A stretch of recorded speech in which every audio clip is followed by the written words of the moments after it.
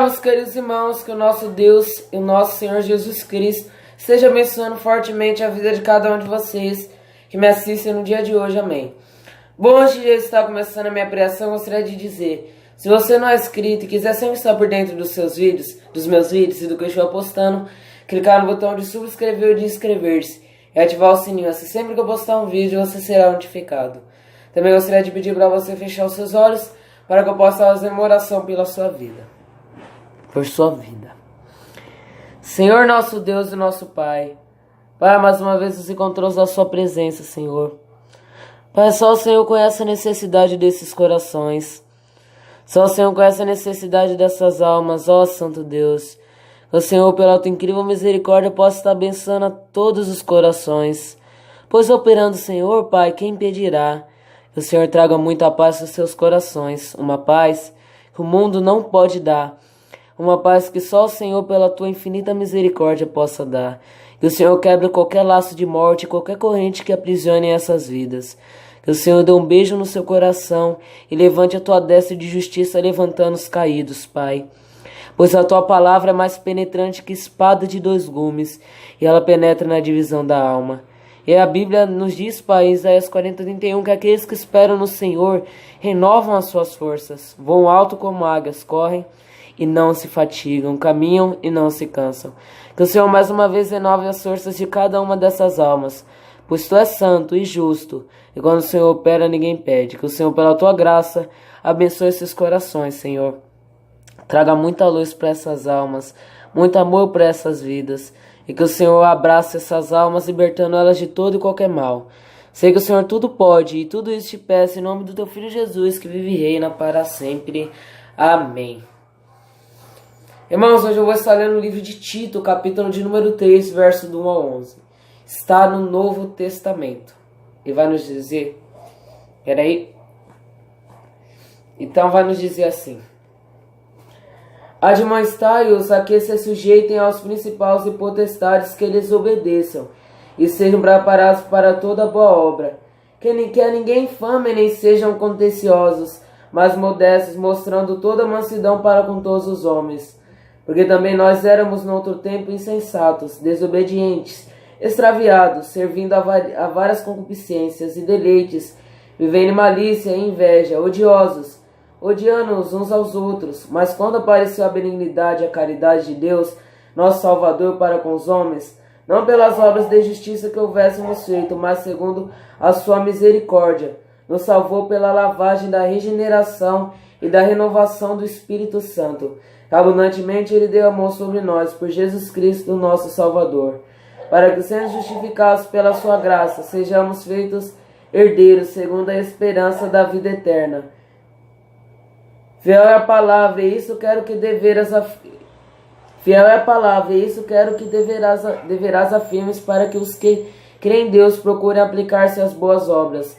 Essas coisas são boas e proveitosas aos homens, mas não entre em questões loucas, genealogias e contendas, e nos debates acerca da lei, porque são coisas inúteis e vãs. Ao homem herege, depois de uma e outra admoestação, evita-o, sabendo que esse tal está pervertido e peca, estando já em si mesmo condenado. Então, irmãos, o que nós vemos nessa passagem aqui? O que nós vemos nessa passagem? Espera aí aqui. Então, irmãos, o que nós vemos nessa passagem? Acontece aqui que está nos dando ensinamento. Então aqui está falando aqui, ó, verso 1. Admoestai os que se sujeitam aos principais e potestades, que lhe obedeçam e estejam preparados para toda boa obra. Verso 1. A Bíblia nos diz, resista ao diabo, submeta-se a Deus, e ele fugirá de vós. E aí nós vemos, irmãos, a Bíblia também nos mostra que em Cristo Jesus nós somos mais que vencedores. Então, irmãos, através de Jesus Cristo nós vencemos. Através dele a gente conseguimos a vitória. E nessa passagem nós vemos aqui que devemos ter o poder sobre os principados. E como nós vamos vencer? Qual é a maior arma contra o diabo? A maior arma contra o diabo é a santidade. Só você abrir no livro de Efésios 6, vai estar lá escrito que nós devemos estar usando a couraça da justiça, o cinturão da verdade, a sandália do evangelho de paz, o escudo da fé, o capacete da salvação, a espada da palavra. Então, irmãos, eu necessito ser uma pessoa santa. E como é que eu vou ser santo? O homem santo é aquele que é regenerado. Uma pessoa, ela é convertida e ela é uma verdade, quando a pessoa é convertida, para ela se tornar uma verdadeira cristã ou um verdadeiro cristão, é necessário que essa pessoa seja regenerada. E a regeneração é pelo poder de Deus. A evidência que nós somos regenerados são as nossas atitudes. Uma pessoa regenerada, ela não simplesmente obedece a lei porque Deus manda, ela obedece a lei porque ama a lei de Deus. Por quê? Porque ela foi regenerada. E sendo regenerada, ela começa a entender. Ela começa a entender as coisas melhores e ela começa a gostar mais. Porque o regenerado, ele não somente começa a ler a Bíblia, mas ele gosta de ler a Bíblia. Já as pessoas que não foram regeneradas vão para a igreja, mas não gostam da igreja, não gostam da palavra de Deus e não gostam dos ensinamentos de Deus. Pessoas não foram regeneradas. E tem a parábola também na Bíblia sobre joio e trigo, porque no verdadeiro cristão há falsos cristãos. E você vê que nós devemos ser verdadeiros. Pois não adianta eu ser um cristão hipócrita, não adianta eu agir de falsidade. Pois tem cristãos falsos que estão na igreja, pensam que são salvos por frequentar a igreja, mas não são regeneradas, não mudam de atitude, não estão tentando buscar mudanças, então não são salvas. E o regenerado não, ele já faz as coisas porque gosta. Já o homem que não é regenerado, ele faz as coisas, mas sem a maior paixão, sem o amor, e faz de qualquer jeito. Pode até estar seguindo a lei de Deus, mas não faz bem feito, faz de qualquer jeito. Então, irmãos, aqui nós vemos aqui, ó. E aqui, verso 2. Que a ninguém infame, nem sejam contenciosos, mas modestos, mostrando toda a mansidão para com todos os homens. Devemos ser mansos. E devemos então mostrar mansidão, uma da evidência de um homem regenerado são a sua mansidão, são os seus frutos. E a mansidão é dos frutos. Se eu não me engano, a Bíblia fala, eu acho, em Mateus 5, bem-aventurados os mansos, pois eles herdarão a terra. Então os mansos herdarão a terra, pessoas mansas. Pessoas que quando contendam com ela não buscam retrucar. Ela na verdade consegue ser sábia, ela consegue guardar os seus lábios de contenda. Guarda o seu coração, guarda a paciência. Tem paciência, consegue fazer as coisas bem feitas. E tenta servir a Deus de maneira boa. Quem nós vemos aqui, irmãos? Então nós devemos fazer isso, sermos mansos. O manso, ele não vai buscar retrucar na mesma moeda, devemos ser santos. E através da mansidão, a santidade, a gente vai juntando os atributos e conseguimos vencer o reino das trevas. A Bíblia nos diz no livro de Gálatas 5:1 que foi para a liberdade que Jesus nos libertou e que nós não devemos voltar mais ao jugo de escravidão, da velha vida que a gente tinha antes. Então, irmãos, é através da palavra de Deus que nós somos regenerados. Não é verdade? E nós não podemos nos envergonhar do Evangelho de Jesus Cristo, assim como Paulo disse. Pois não me envergonho do Evangelho de Jesus Cristo, pois é o plano de salvação para todo aquele que crê, primeiro do judeu, depois do grego. Porque nele se descobre a justiça de Deus, de fé em fé. Como está escrito, o justo viverá pela fé.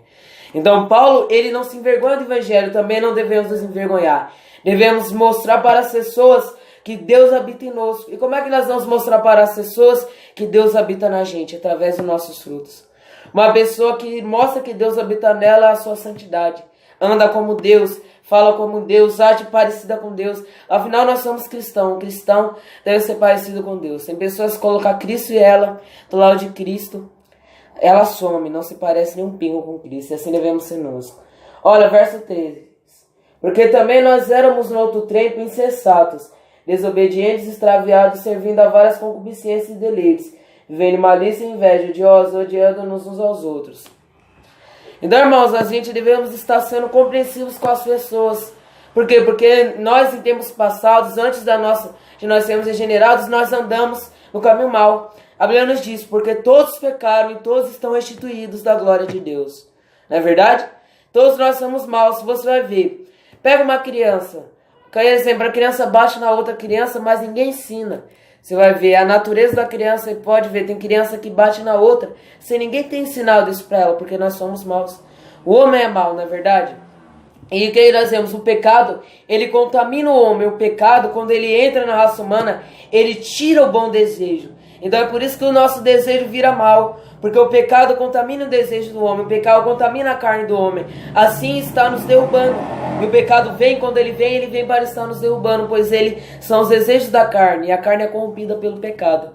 Então, irmãos, então é por isso que tem que ser regenerado. Por que nós devemos renascer? Porque a gente devemos nascer de novo, porque a gente deve estar matando a nossa antiga natureza, matar os nossos desejos, as nossas concupiscências e nascer para uma nova vida em Cristo Jesus.